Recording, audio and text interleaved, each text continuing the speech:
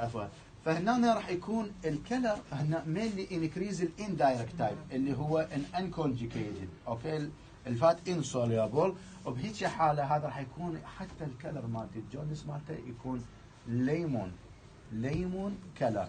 اوكي في حين لما يكون عندنا فيلر بالكبد بالانزيم راح يكون عندنا كوليستاتيك تايبس. هذا يكون انه يلو تو براون ان كلر. ليش؟ لان هنا تو سم اكستند هو ميكست اوف unconjugated while if we have obstruction whatever the cause of obstruction احنا راح يكون هنا هو ميل زياده بالكونجيجيتد تايب فيكون جرين ان كلر، مثل انه سي اي هيد اوف بنكرياس، ممكن سي بي دي ستونز. اوكي يكون احنا الكارسينوما. هذا النوع الثالث يسمونه سيرجيكال جوينتس سيرجيكال جوندس.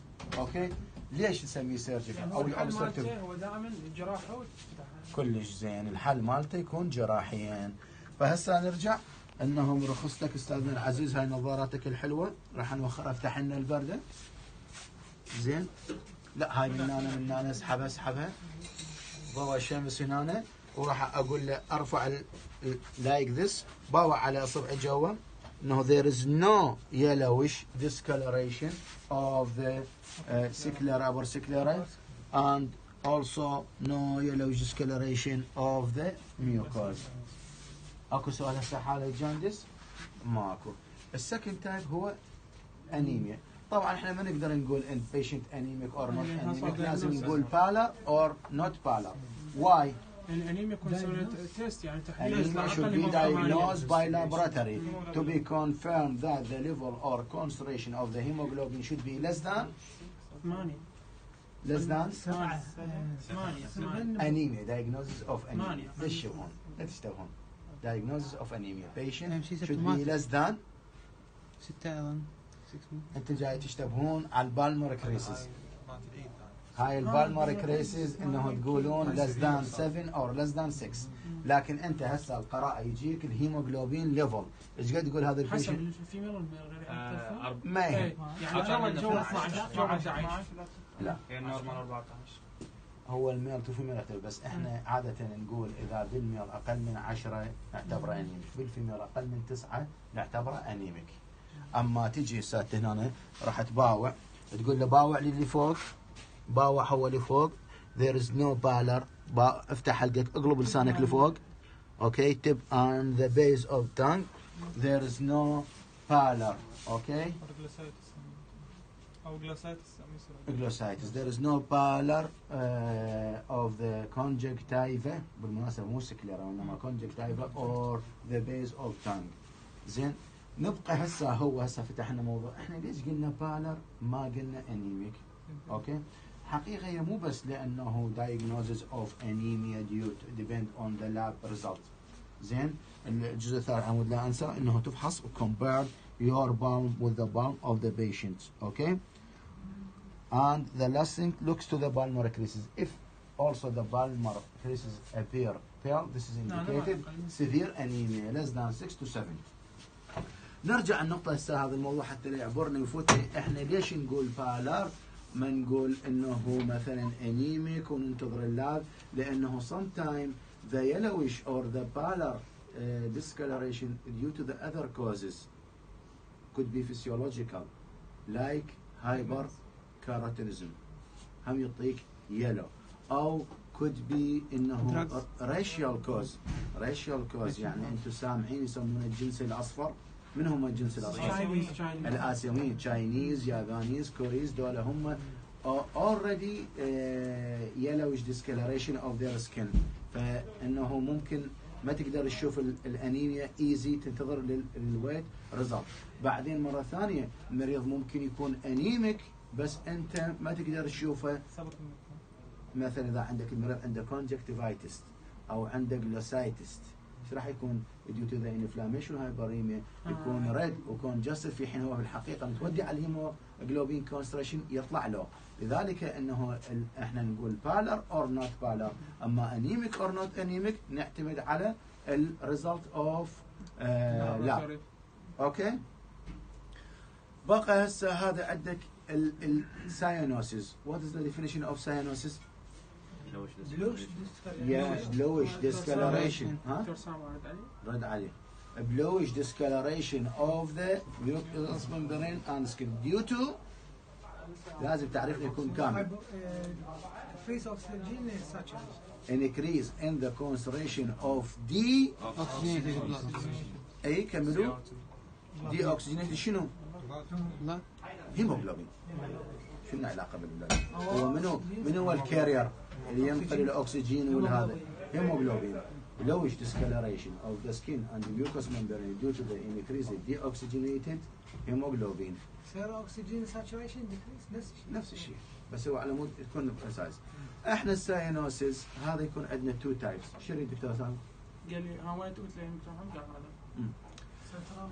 عندنا سنترال اند بيرفرال. اوكي. قطعا اذا المريض عنده سنترال ساينوسيس could be بيرفرال باعتبار انه المصدر هذا، لكن البيرفرال مو شرط هو لازم حتى يكون بيرفرال مو سنترال لازم ماكو يا سنترال. What are the causes of peripheral cyanosis? Cold exposure, rhinoid phenomenon. بعد thrombosis, arterial thrombosis. Okay, يعني عندي upper limb, only this upper limb it is appear there is a bluish discoloration in the tip of the fingers or what's called mottling appearance, bluish with redness. فيسمونه mottling appearance. Okay, only in the right upper arm. Possible could be the cold exposure or rhino phenomena tend to be bilateral. Okay, but once it is a unilateral thrombosis, one of the causes is thrombosis. Other heart failure central. بعد exterior rib مثلا اكو مرات cervical rib. cervical. Okay, or extra rib causing what's called thoracic outlet obstruction. Okay, بعد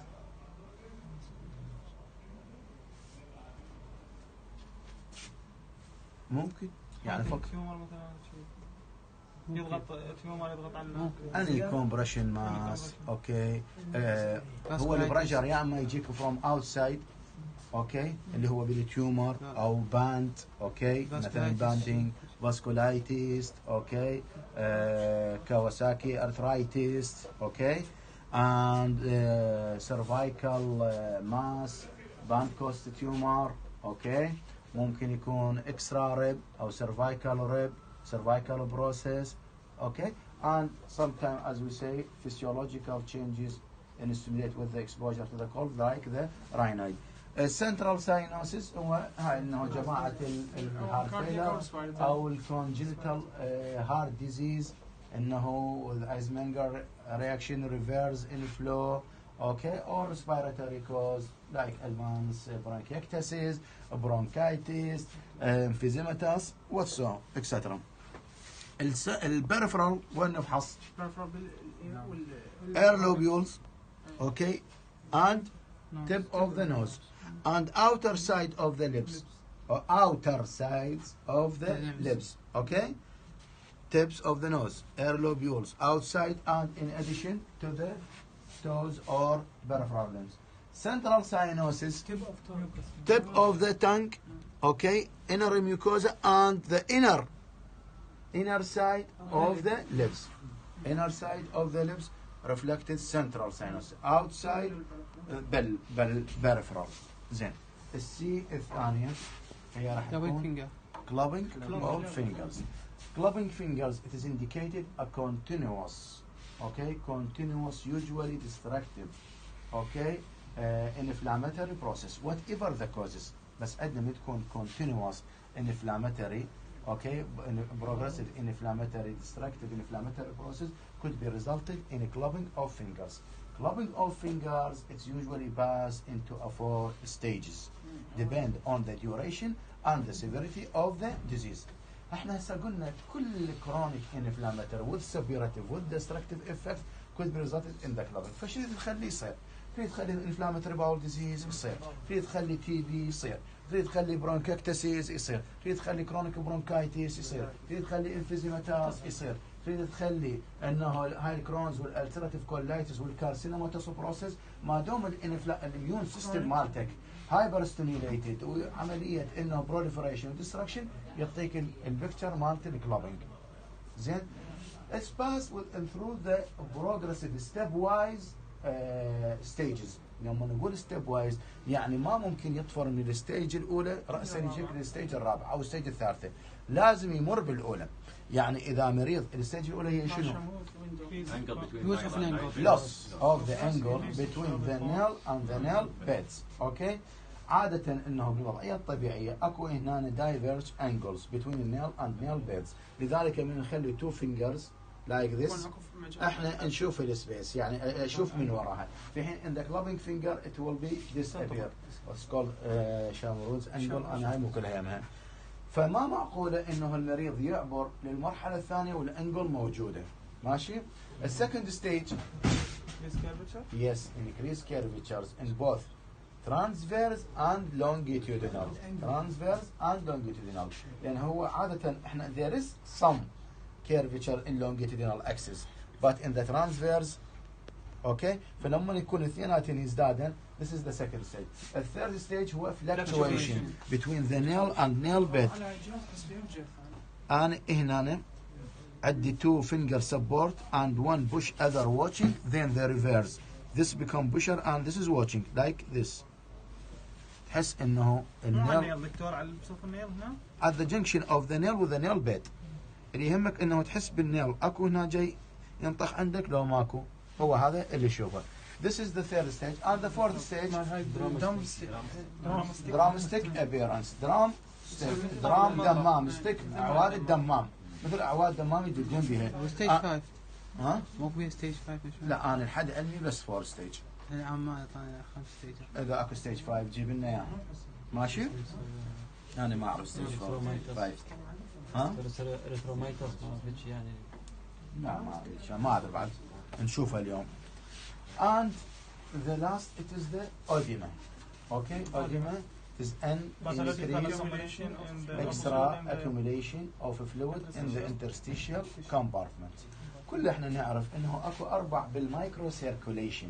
المايكرو سيركوليشن in the tissue اللي هي الارتريولز capillary beds and venules. there is four forces control هو four forces control the movement of the fluid. At the arterial side there is extravasation of the fluid. At the venular side there is return back of the fluid. هذا مثلا نجي على الارتريال سايد عندنا عاملين يساعدون على طرد الفلويد الخارج، هي الهيدروستاتيك بريشر ضغط القلب، اوكي، and tissue and interstitial oncotic pressure. interstitial oncotic الموليكيولز المتجمعه بين الخلايا، هذين الاثنين يشتغلون على ان يطلعن هن على الارتريال سايد يكون النت فورس مالتهم اعلى بحيث تطلع الريزلت بلس 12 تجمع كسر ونقص. انا ما ادري اخذت انه فتكون الحاصل انه يطلع الفلويد للخارج. بالفانيول سايد قل الهيدروستاتيك بريشر، صار الانترافاسكولار اونكوتيك بريشر عند التيشو هيدروستاتيك بريشر اللي هي نسميها الكالف مصل السكند بامب. الكالف مصل صارت اعلى تحاول ترجع الفلويد داخل الفازلز. لكن عمليه ترشيح هاي الخلايا وعمليه ترجيحها تطلع عندهم يسمونها الترا مولكيول او لارج مولكيولز، اللي هي هاي الامينو اسيد ام 3 تشين، ام 4 تشين، ام 5 تشين. هذن اذا يبقى يتجمعن بالتشو راح يصير نوصل الى مرحله يصير عندنا التشو اونكوتيك بريشر كلش عالي. فشلون انه سبحانه وتعالى ذن اللارج مولكيولز ما عندهم القابليه رجعا ثرو ذيس اندوسايد بتوين ذا كابيلاريز اور اندو، فتكون عندنا دور الليمفاتيك channels, bud of lymphatic channels to infiltrate and take these large molecules, return back to the venous circulation through the thoracic ducts. اوكي؟ فعمليه عندنا متوازنه. من هاي الحصيله اريد افتهم من عندكم انه اذا زاد عندنا الهيدروستاتيك بريشر كما هو في عمليه الهارت فيلر، اوكي؟ واذا مثلا قل عندنا الانترافاسكولار اونكوتيك بريشر كما هو في حاله الليفر فيلر او المالي نيوتريشن، اوكي؟ وإذا زاد التشيو oncotic بريشر كما هو في حالة الليمفاتيك obstruction راح تصير عندنا الحصيلة انه excessive fluid in the interstitial compartment وهي هاي نسميها أديمة. عادة نفحص الأديمة على منطقة الشن. ماليولوس فوق 15 سم. لا أنت نام مالك علاقة مسلم نام. لا نام بوي نام يا ميسر نام بوي نام دا جاي درس نام حبيبي.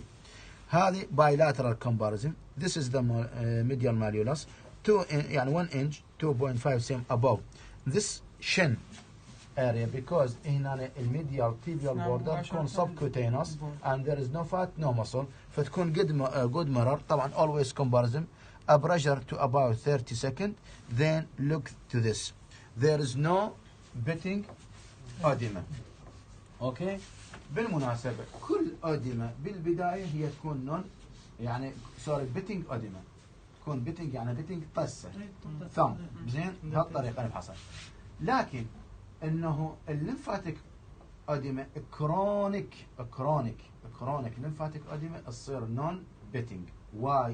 Because due to the accumulation of this large molecules which is a proteinaceous molecule نعرف احنا البروتين هو الالترا ستراكشر مالته الامينو اسيدز فديو تو ذا اكسترا accumulation of this proteinaceous material يعني البروتينيشيوس معناها المواد اللي عندها قدره انها تنتج بروتين it will be stimulate the collagenase enzyme and this will be responsible for the lay down of the collagen fiber فايش يصير عندنا بالنتيجه يصير عندنا نون بيتنج أديمة. اوكي نون بيتنج أديمة. الأديمة عاده تعتمد على الجرافيتي effect of the gravity فاحنا المريض ما دام هو يقدر يمشي بهالحد المعقول نشوفه اكثر شيء باللور ليج.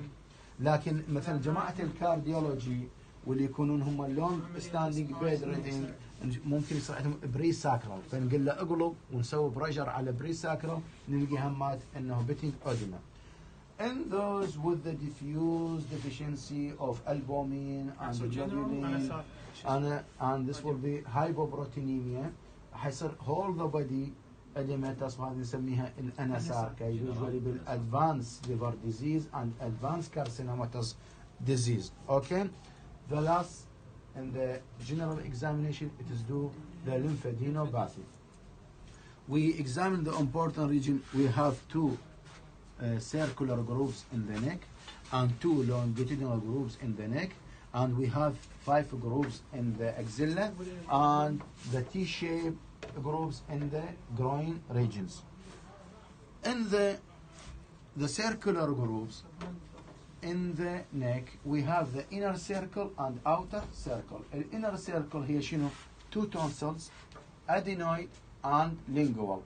Okay, high circle inside at the oropharynx. Okay, at the oral cavity with the oropharynx there is a ring between 2 tonsils and adenoid and lingual tonsils. هاي السيركل يسمونها والدايرز سيركلز. اوكي همات نقول له افتح حلقك وعندنا تنج دبرسر ونشوفها انه هل اكو انلارجمنت. بالمناسبه احنا هسه جاي نسوي ديمونستريشن للاكزامينيشن لكنه بالحياه العمليه احنا ما معقوله لما نريد نفحص الانيميا افتح حلقه لما نريد نفحص الساينوسيز افتح حلقه ذني كلهم اللي بيشوفن بحركه واحده انه اباوع الساينوسيس اباوع الانيميا اباوع الجوندس اباوع الجروب اوف والدايرز رينجز. اوكي هسه نرجع موضوعنا. الاوتر سيركلز والدايرز رينج. الاوتر سيركل سبمنتال سبمنديبولار بري اوريكولار بوست اوريكولار اند اوكسيبيتال. اوكي هم ذني تفحص نشوف enlarge or not enlarge. بقى عندك longitudinal groups we have 2 groups. one groups along the external jugular اللي هو من الانجل of mandible to the mid of the clavicle. This is the course. There is no enlargement of the superficial group. And deep group along the anterior border of the sternocleidomastoid, which is the course of the internal jugular vein. Okay? This is the longitudinal. اكو other classification group 1 group 2 group 3 group 4 group 5 group 6 هسه هذا مو يمنا بالجنرال examination هذاك mostly ENT classification. بعدين انه always comparison the other side. This is the outer group external jugular and this is the internal group. There is no enlargement. بقى انه يقول لك واحد موجوده السوبر